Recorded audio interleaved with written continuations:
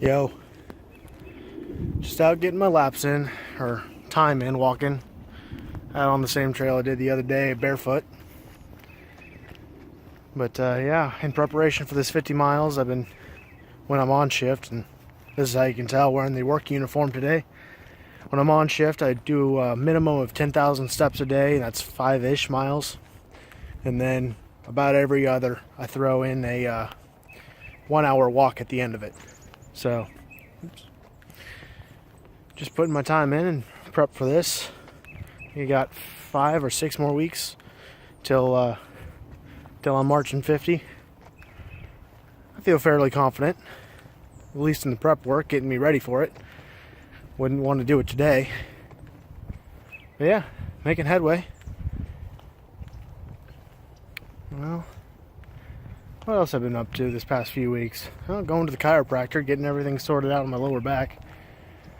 I've had a small back injury, or lower back muscle group tear, for the past 5 or so years. Just been dealing with myself, stretching out, making sure I stay mobile, and doing stretches and rotations to keep my hips in alignment as best I can, but never been something that's really affected my overall performance,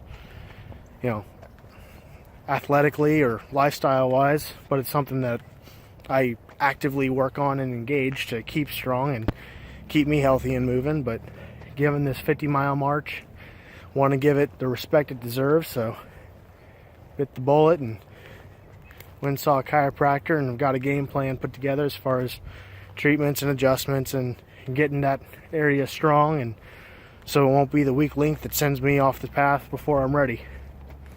So doing the work ahead of time, getting the tools I need to get the job done, even if that means asking for help, which, let's just say I'm really out of practice, and I like to keep it that way. But all in all, it ain't a bad thing. Lets me flex muscles that I probably ought to keep better trained, as far as awareness of my own needs and where my ability stops and the need for help starts. I guess. I don't know. Still in a bit of denial on that bit, but hey, a man's allowed his ego as long as he doesn't let it trip him up too bad, right?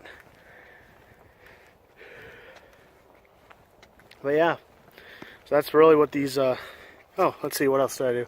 Worked on some cars here this past week. Didn't get it really any video on that, but it was oil change on the Focus. It's got a phantom coolant leak. I think I know the fitting, but each time I check it, it's dry, but it drips from a really specific area. So it kind of has to be, even though I can't find any signs for it. There's a puddle under my car at the end of each day, and by the end of 4 days, you see a significant difference in the level in the reservoir. I don't know. And we'll get her sorted. And then the Mercedes, it had that Banshee whale on the speedometer. It's done and healed itself. So don't have that problem anymore. Last time I test drove it not yesterday, but the day before. So I'm happy there. I'll ride it until it starts making itself a problem again, then pull the speedo out and get it retuned. But yeah. Then also, this is a big turn of events for anyone has known me and my my little Ford Focus Shadow, my 2002 SVT. I'm actually in the middle of contemplating selling it.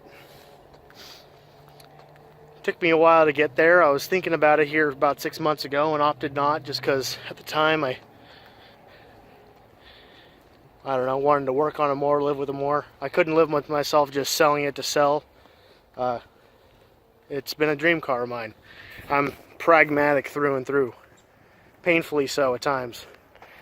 And so my dream car when I was in junior high, 2002, 2005 area, was the Ford Focus SVT.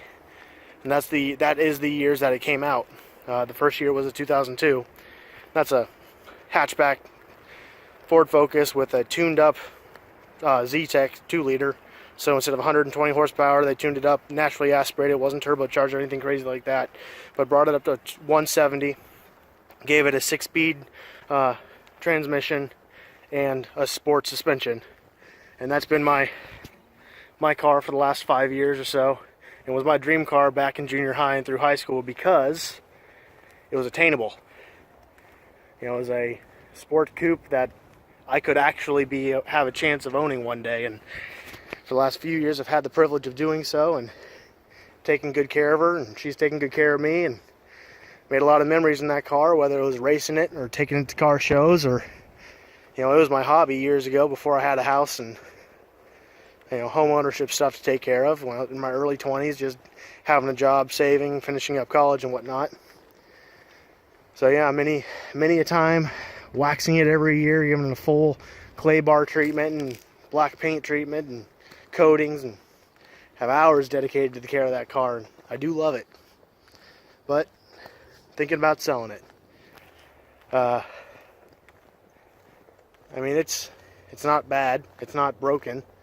It's got that little leak, but it's fixable, and I plan to do so, especially as long as it's in my care. But yeah, it's time to let it go, I think. There's a father and son at my church that looking for a car for the son.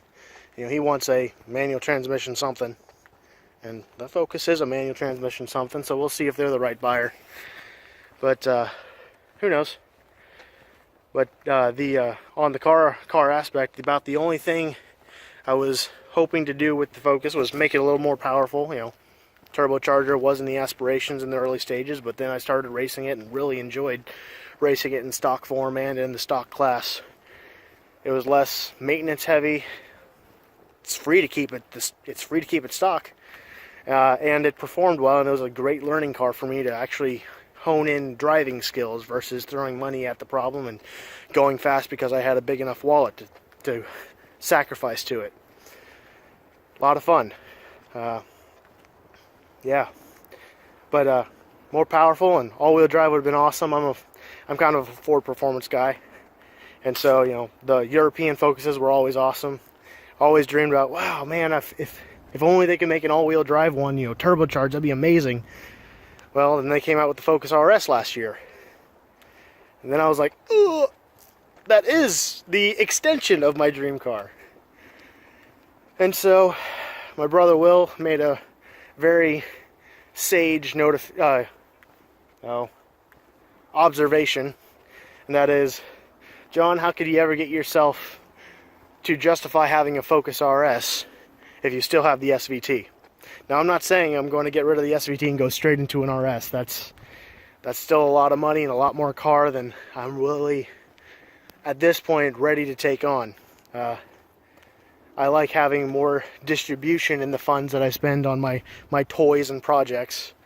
And a brand new first generation turbocharged all-wheel drive Super Coupe, you know, hot hatch, that's a little bit out of the price range, but we'll see. I got other things hopefully coming up this year that I plan to get rolling besides the strenuous life and continuing on with work. Actually, that's part of it. Is, you know, my hope is to, in the next 2 to 3 years, build something that I won't need to be employed by anymore. But yeah, had some awesome time learning from them. I enjoy the job that I do, but as time's progressed, it's become more and more obvious that the career path and opportunities there doesn't match my own career path and aspirations. And I wouldn't say I have a career aspiration necessarily, but the opportunity to grow and develop my skill sets as well as apply them in new ways, and it's just not there. Been diligent in doing so over the past 5 years. You know, the when I hired on as an intern, and that was a 6-month contract that was allowed after 3 reviews or so. It would be a 2.5-year progression into full-time employment. 6 months or 3 months, then 2 6 months, then potentially 2 more, and it would go 3 months, 2 6 months, which would be your intern, and then the next year would be apprentice, and then full-time. Sorry, the timer kicked off on me. Wasn't watching my clock. But that got fast forward. Instead of spending 2.5 years to move into full-time, I spent 6 months. And that change happened the day of my 6 months. And it was due to HR updating the spectrum so that anywhere between that 2.5 year progression. Time 30 minutes. Distance 1.28 miles. Cool, halfway done. For today's walk at least. The HR changed the progression and allowed at the discretion of the hiring manager to bump those candidates up into full-time employment at any point after 6 months. And so he did. So first 6 months, boom, got a promotion. It was actually a double promotion. So I gained 2 levels, or lost 2 levels the way they did it. I was hired in as an 8 and I got moved to a 6.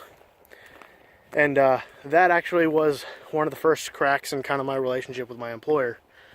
Of when my boss offered me the job, he offered me the job above the minimum starting salary. He said, you proved yourself this past 6 months, you've earned it. Here you go, we want to let you know that you're valued here. Well, when he submitted it to HR denied it, sent it back to him, said, no, you don't understand. John's the first one to ever skip a level, period. First person in the entire company to ever go from an 8 to a 6. Everyone goes from 7 to 6. So they said he will start in at minimum salary for the position, period, the end. He doesn't get an offer or anything other than that. So I take the job. It was still a substantial pay increase. It was going from an intern's wage to an actual living wage as a critical facilities engineer, and starting on shift, and I was still finishing college, and it was a great move. But still a hard slap of, no, you're not going to get compensated for even what your manager says you're worth. Fast forward a couple years, and I've moved up another level. Again, the day of my eligibility. And then the next 3.5 years, I've been there a total of 7.5 now. It's been stagnant. And I've gone through 3 different managers that have been above me and I've worked under in the same department. They just kind of moved around a bit. And the reason for the changes was each time in review, I'd sit down and ask them, what do you need from me so that I can give you the tools and resources you need to help get me the final promotion and bring my salary up to the range in which other engineers are making that I'm, quite frankly, outperforming. And they would agree I was outperforming. They give me their list of expectations. Some gave me a very specific checklist. And through the course of those next 3.5 years, I would do those. And for some reason or another, it wouldn't happen. And then this last review, talked with my manager, went through those checklists again, and he gave me HR's response as to why I was denied. I was denied a promotion because I didn't make enough money. See, my pay range this last year, because I started so low at the very beginning and then went up 2 levels and then went up another level as soon as possible, the salary compensations weren't being adjusted. It was just my normal performance review salary increase, not a increase of salary given a higher level and position. And so HR's response was, John didn't make enough money to warrant a promotion. He's in the bottom 5 to 10% of his current pay bracket at his current level. He's adequately financially incentivized, I believe was what they said, or what was reported to me at least, adequately financially incentivized to continue working and performing at his current rate so as he can increase his revenue given his current role. So yeah, in short, I don't make enough money even though to warrant the promotion, even though I'm doing the work and have been for many years. And that threw a wrench in things for me. Just my own, drive. It's kind of exacerbating, going through and applying yourself and using every opportunity you have to communicate your desire, communicate the reasons why you feel as though you're eligible and deserving of a promotion or a raise in finances, especially in comparison to other guys that are doing the exact same work that are being compensated literally 50% more than you are. But that was the bottom line. And so, quite honestly, and this was something I actually discussed with my manager at that time, he felt bad. He felt as though he had misrepresented his ability to help me and get me to where we both wanted me to be, both compensation-wise and opportunities to apply myself and do the work that I'm eligible and capable of doing and qualified to do with my certifications and degrees. But he wasn't able to make that happen. He was quite embarrassed, and he let me know. He's like, John, you know what? As far as I'm concerned, between you and me, cut back what you do. Give this employer what they pay for, because they aren't buying your best.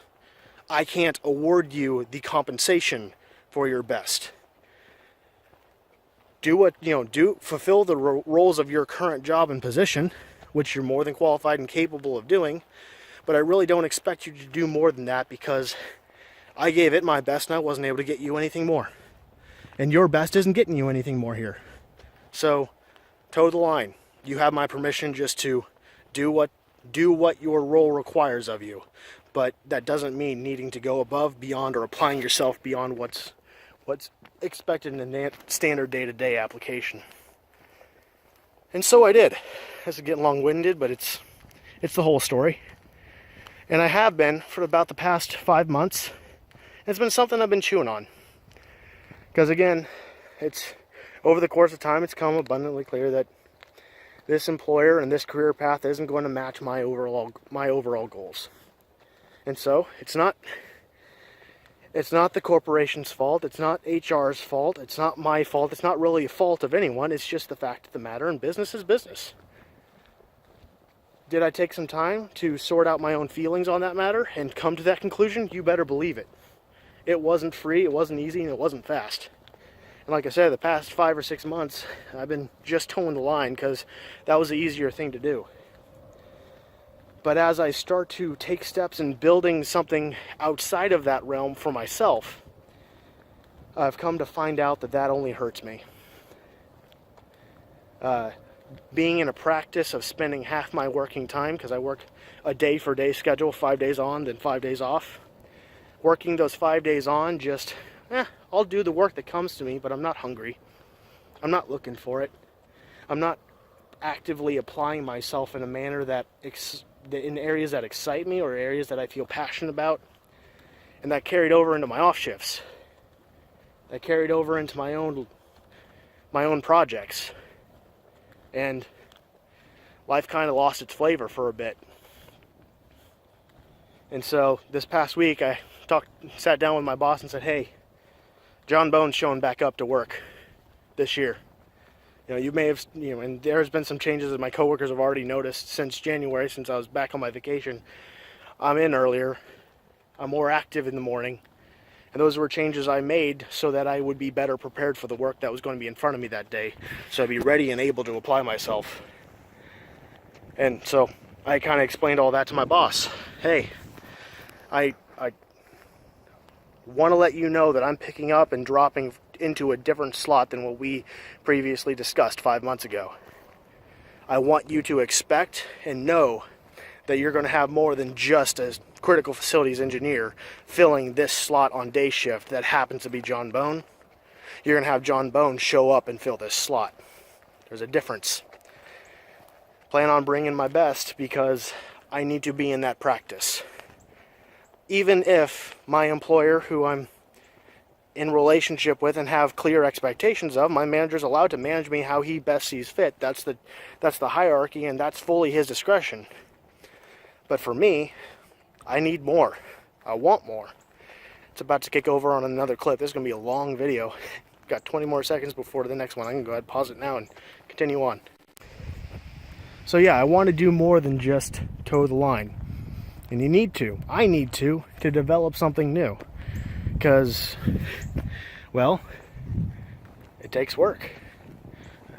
God put us here, put man in the Garden of Eden, and gave him work to do. It wasn't just a paradise for him to lay in leisure. There's benefit to the work that we do, whether it be growing something sustainable for ourselves, helping us apply ourselves in a manner that's fulfilling. I mean, I understand the daily grind. I do. And it's the initial work that's lays the foundation for the things that you're striving for. I don't know. I don't need to get philosophical here. I don't have all the answers. All I know is I need to let myself apply myself as best I can. The standard simply being not deliberately holding anything back. Best can be measured by many different standards. We got the Olympics going on right now, seeing the best of the world and athletes in various different applications. But one of the other things you'll notice is a lot of those competitions is measured by a timer, not just the skiers or whomever progressing over a path in a specific amount of time. They're competing against a clock, not just the people beside them. And that's kind of the way I see it is. I'm competing against the clock, but the clock isn't even the object. I'm competing against my last stake in the ground against that clock. This amount of time I was accomplished this much. Give me that same amount of time, I'll see if I can grow it. Or shrink it if that's the application. I don't know. Hope I'm not losing you here. But yeah, that's the long story made longer. But yeah, so this year it'll hopefully be, well, plan on filing the paperwork for my first LLC this upcoming week, and moving down that process of developing new opportunities for myself. It's going to take sacrifice and cost, but that's okay. It's necessary. Seed's got to die before it can sprout into what it was designed to be. And I don't plan on neglecting my current work that is in front of me. You know, over the years, I'm losing my train of thought, and I don't want to lose you.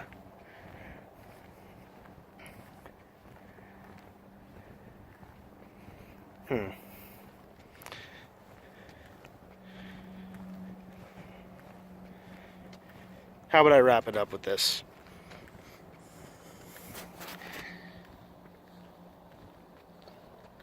My personal faith. As a Christian, I'm called to be Christ's representative of His kingdom in everything I do. Do everything that I can to the best of my ability as a representative of God and His kingdom. And that doesn't just mean, when I think about it, try. But in everything I do, not to deliberately hold back. That's the standard. That's the standard I hope to live by. Whether that be my work, whether that be planning for my future, whether that being a friend, a brother, a son, or whatever relationship that context falls in. That's what I'm shooting for. I'm going to fail at times, but I know that's the goal, and that's what I'll keep my eyes on. Any other potential injustice, any other potential deviation or distraction isn't worth my time. Whether it's preparing for this 50-mile walk, preparing for my days working with my boss and coworkers on site in the facilities that I manage, doesn't matter.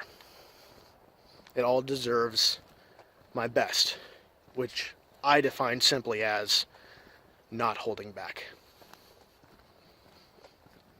Don't know what that's going to look like. I'm going to keep trying. Try to bring you along with me. Take care.